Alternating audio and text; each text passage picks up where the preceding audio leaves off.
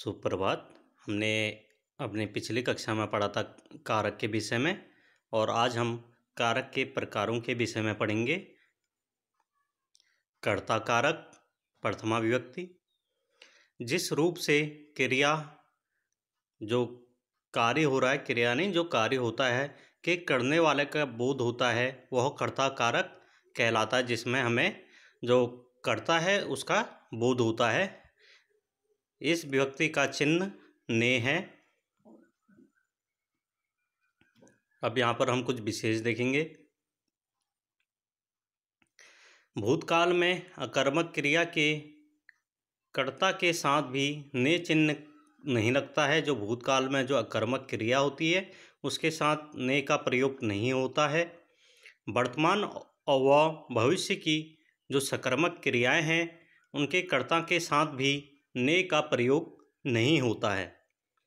कभी कभी कर्ता के साथ को तथा स का प्रयोग भी किया जाता है। जो हमारे यहाँ पे हमने 3 पॉइंट्स देखे हमने कि कभी कभी जो भूतकाल है में जो अकर्मक क्रिया है उसके साथ ने का चिन्ह नहीं लगता और वर्तमान और भविष्य की सकर्मक क्रियाएं हैं उनके साथ भी ने का चिन्ह प्रयोग नहीं होता।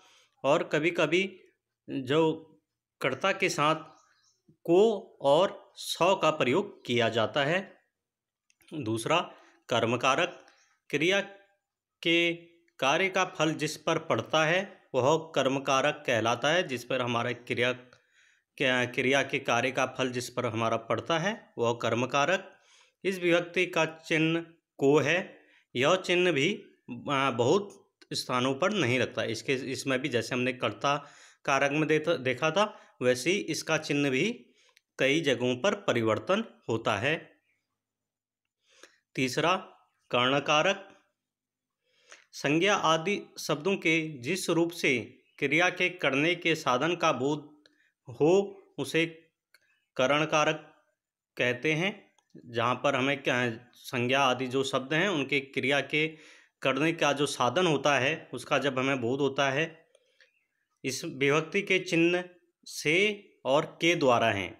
इस विभक्ति जो चिन्ह हैं वो से और के द्वारा हैं।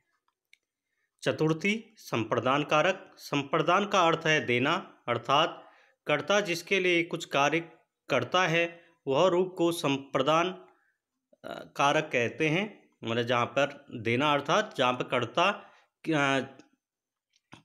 किसी के लिए भी जो करता है वो कोई मतलब देता है या उसके लिए कोई कार्य करता है उसे हम संप्रदान कारक कहते हैं।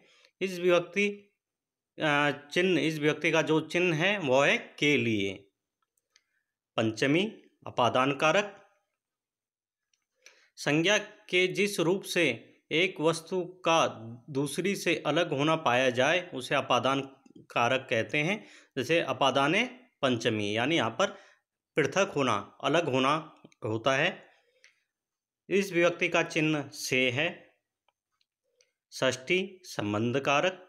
शब्द के जिस रूप से किसी एक वस्तु का दूसरी वस्तु से संबंध प्रकट हो वह संबंध कारक कहलाता है। एक वस्तु से जब किसी दूसरी वस्तु का संबंध प्रकट होता है तो वह संबंध कारक कहलाता है। इस विभक्ति के चिन्ह का, के, की, रा, रे, री आदि हैं, जहाँ पर हम एक दूसरे से संबंध देखते हैं। सप्तमी, अधिकरण कारक। शब्द के जिस रूप से क्रिया के आधार का बोध होता है उसे अधिकरण कारक कहते हैं। जो हमारा जो रूप है शब्द का क्रिया के आधार पर जिसका बोध होता है उसे हम अधिकरण कारक कहते हैं। इस विभक्ति के चिन्ह में और पर हैं। इस विभक्ति को जो हमारे चिन्ह हैं वह हैं में और पर। संबोधन कारक। जिससे किसी को बुलाने अथवा सचेत करने का भाव प्रकट हो उसे संबोधन कारक कहते हैं।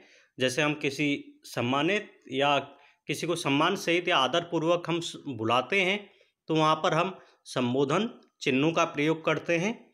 और इसके लिए हम जो हे, अरे, भो आदि का भी प्रयोग करते हैं जहाँ पर हम किसी सम्मानित व्यक्ति या किसी को सम्मानपूर्वक बुलाते हैं।